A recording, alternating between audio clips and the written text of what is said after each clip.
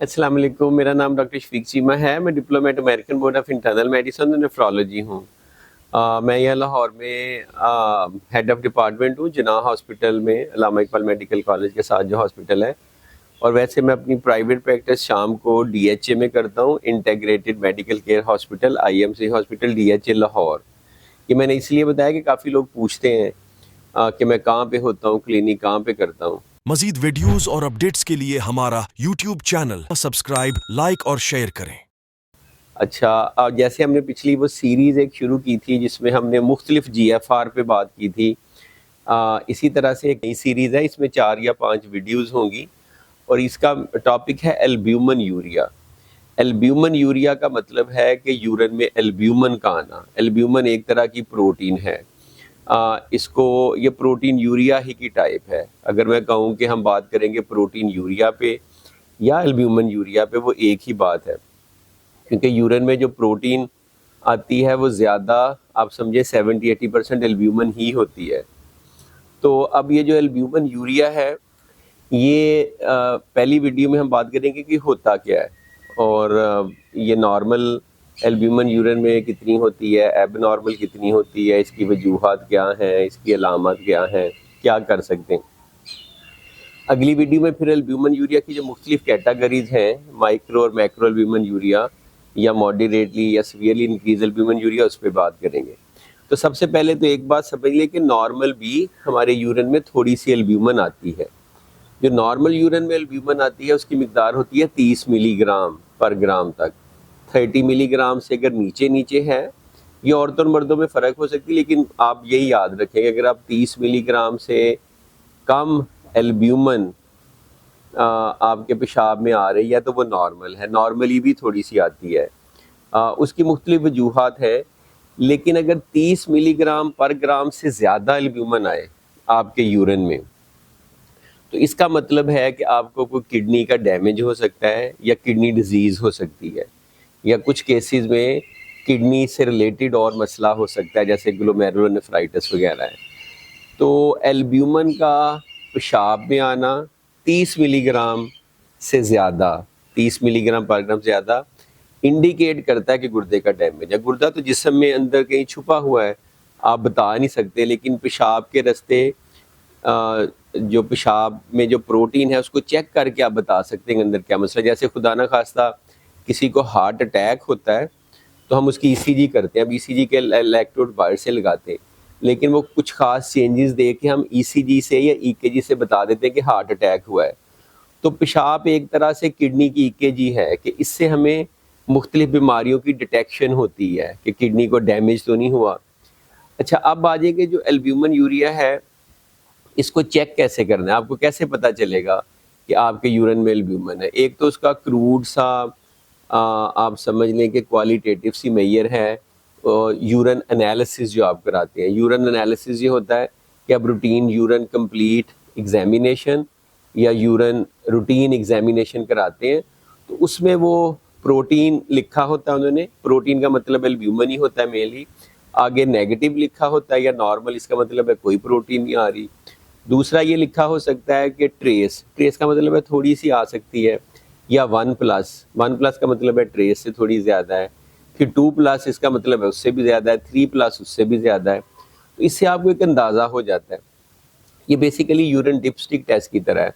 Urine की strips मिलती हैं, अगर उसको पेशाब में आप थोड़ी देर के लिए डिप करें और उसके कलर में जो चेंजेस को साथ एक उन्होंने बार दी होती है, साथ लगा के देखें तो वो बता देता है कि आपके यूरिन में एल्ब्यूमिन या प्रोटीन तो नहीं आ रही। बच्चों में कभी कभार ये टेस्ट करते हैं डिटेक्ट करने के लिए कि जैसे किसी को मिनिमल चेंज डिजीज़ है तो बच्चों में प्रोटीन वापस तो नहीं आ रही, तो वो माँ वो टेस्ट करके यूरिन में वो डिप स्टिक जो है, एक छोटी सी स्टिक होती है, इसको डिप करके वो बता सकती है। तो ये तो है, इससे एग्जैक्ट अमाउंट नहीं पता चलेगी, क्वांटिटी नहीं पता चलेगी, ये उतना एक्यूरेट टेस्ट नहीं है। सबसे जो एक्यूरेट या गोल्ड स्टैंडर्ड टेस्ट है, गोल्ड स्टैंडर्ड होता है कि ये अल्टीमेट टेस्ट है, ये फाइनल टेस्ट है, वो तो ये कि आप 24 घंटे किसी बंदे का दिन में पेशाब इकट्ठा करें और उसमें बताएंगे कितनी एल्ब्यूमिन आ रही है। लेकिन इसके करने में बहुत सारे मसले मसाइल हैं। एक तो 24 घंटे पेशाब किसी कंटेनर में इकट्ठा करी जाना, फिर उसको ख़ास टेम्परेचर पे रखना होता है, कभी बंदा बाहर चला जाता है, पेशाब बाहर कर दिया तो वो एक्यूरेटली फिर आपकी कलेक्शन नहीं होगी। तो उसमें बहुत ज़्यादा डिस्क्रिपेंसीज आती हैं, इनएक्यूरेसीज आती हैं, कभी आप ज़्यादा कलेक्ट कर लेते हैं, कभी कम कलेक्ट कर लेते हैं। तो पहले तो हम यही टेस्ट करते थे कि 24 आवर यूरिन फॉर प्रोटीन या एल्ब्यूमिन चेक करते थे, तो एक क्वांटिटी सामने आ जाती थी। लेकिन फिर स्टडीज़ हैव शोन कि एक नया टेस्ट डिस्कवर हुआ। ये जो नया टेस्ट है, ये सिर्फ आपने इसमें थोड़ा सा यूरिन देना है, जैसे यूरिन कंप्लीट के लिए इतना सा यूरिन, स्पॉट यूरिन या रैंडम यूरिन। इसका मतलब है कि आपने यूरिन का एक थोड़ा सा सैंपल दिया है, 5 सीसी 10 सीसी, उसमें लेबॉर्ट्री उसमें एल्ब्यूमिन भी चेक करती है और क्रिएटिनिन भी चेक करती है। तो फिर एक टेस्ट हम करते हैं जिसे UACR कहते हैं, urine albumin creatinine ratio, urinary ACR, urine albumin creatinine ratio. इसमें एल्ब्यूमिन की मिकदार ऊपर रखनी है जितनी भी आई, क्रिएटिनिन नीचे रखनी है, डिवाइड करना है। जो आगे आंसर आएगा, क्वांटिटी आएगी, वो आपका यूरिनरी एल्ब्यूमिन होगा। अब अगर मिलीग्राम में दिया हुआ है तो मिलीग्राम पर ग्राम है, अगर ग्राम में दिया हुआ है तो वो ग्राम पर ग्राम है। तो उससे आपको पता चल जाता है। अगर वो आपका 30 मिलीग्राम से ज़्यादा है तो वो एबनॉर्मल है, इसका मतलब है आपके गुर्दे में कोई ना कोई डैमेज हुआ है। तो फिर आप फर्दर नेफ्रोलॉजिस्ट को दिखाएंगे और वो आगे आपको सारा हेल्प आउट करेगा। अब कभी कभार ऐसे होता है कि आप हर वक्त यूरिन टेस्ट तो नहीं कराते। एक बंदा है, खा पी रहा है, स्कूल कॉलेज जाता है, आता है, तो वो एवं टेस्ट अपना यूरिन का क्यों कराए। तो कुछ इसकी अलामत भी होती हैं। अगर तो बहुत ज़्यादा प्रोटीन पेशाब में आए या एल्ब्यूमिन आए तो उसकी अलामत में सोज पड़ जाती है टांगों पे, पेरी ऑर्बिटल एडीमा होता है, थकावट हो सकती है।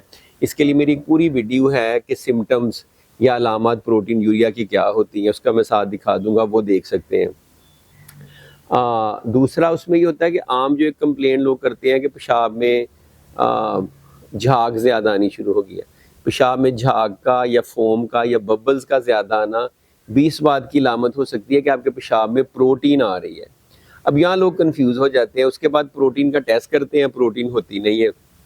उनका फिर भी ख्याल होता है कि शायद उनके किडनी डैमेज हुए। जब आपने प्रोटीन का टेस्ट कर ही लिया, फिर आप परेशान होने की ज़रूरत नहीं है। अब वो सिर्फ झाग या बब्बल या फोम आने का ये मतलब है कि ये हो सकती है।